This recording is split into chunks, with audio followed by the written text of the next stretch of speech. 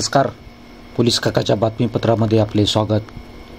पुणे शहरातील एफसी रोडवर असलेल्या लिक्विड लीजर लाऊंजवर ड्रग्ज प्रकरणी गुन्हे शाखेच्या पोलिसांनी कारवाई केली आहे. 5 जणांना ताब्यात घेतले आहे. शिवाय 2 पोलिसांचे निलंबित करण्यात आले आहे. खेड तालुक्याचे राष्ट्रवादी काँग्रेसचे आमदार दिलीप मोहिते पाटील यांचा पुतण्या मयूर मोहिते याने आपल्या 4 चाकी गाडीने दोघांना उडवले. त्यापैकी एकाचा जागीच मृत्यू झाला असून एकावर रुग्णालयात उपचार सुरू आहेत.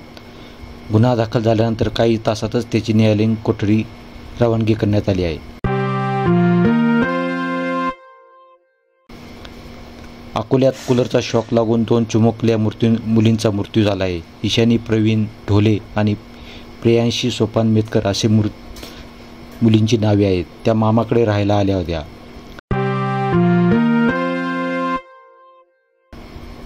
पुणे जिल्ह्यातील दौंड तालुक्यात असलेल्या यवतजवळ एसटी बसचा भीषण अपघात झाला आहे. एसटी बस झाडावर आदळल्याने 30 प्रवासी जखमी झाले आहेत. जखमींमधील काहींची प्रकृती चिंताजनक आहे.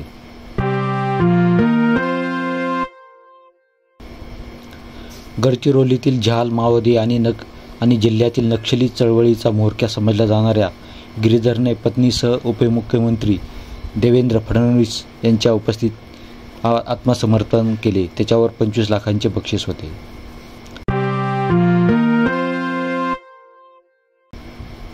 शेअर बाजारात गुंतवणूक करून भरघोस परतावा मिळवून देण्याचे आमिष दाखवून कोट्यावधी रुपयांची फसवणूक केल्याची घटना गोंदिया जिल्ह्यात घडली आहे. या प्रकरणी पोलिसांकडून किसन पांडे आणि कन्हैयालाल पांडे या 2 आरोपींना अटक करण्यात आली आहे.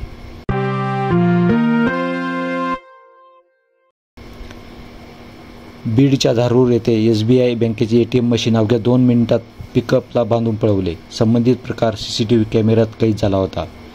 यानंतर अवघ्या 4 तासांमध्ये 61 किलोमीटरचा पाठलाग करून मशीन ताब्यात घेण्यात आले आहे.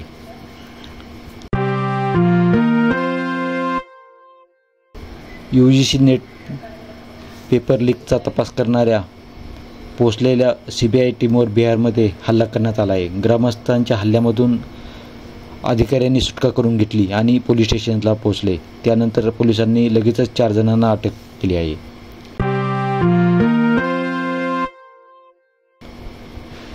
मध्य प्रदेशातील इंदोरमध्ये भाजप नेत्याची जुन्या वादातून गोळ्या झाडून हत्या करण्यात आली आहे. गोळ्या झाडल्यानंतर 2 हल्लेखोर घटनास्थळावरून पसार झाले. भाजप नेत्याचा जागीच मृत्यू झाला आहे.